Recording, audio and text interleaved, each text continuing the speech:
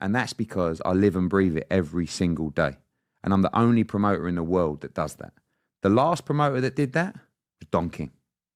Probably one of the greatest promoters of all time. Not in terms of his ethics, but in terms of the ability to know there was a show in town. Don King would make you know.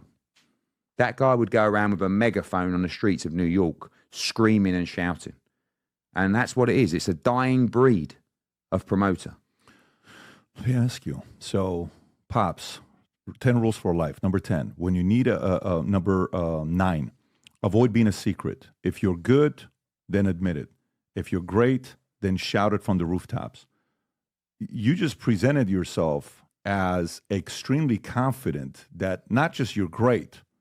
I mean, do you see yourself as a better promoter than any of these guys minus Don? You think it's you and Don? On a different level. You think you're on a different level? Different level.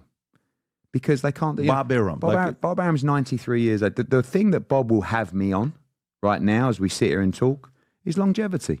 And now you've got to respect the hustle. He's 93 years old.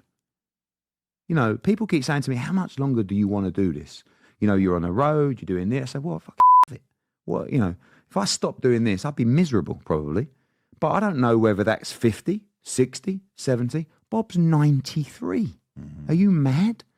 But Bob did Thriller in Manila, Rumble in the Jungle. I mean, you know, I can't, in terms of legacy, I can't yet compete with Bob Arum because that comes over time.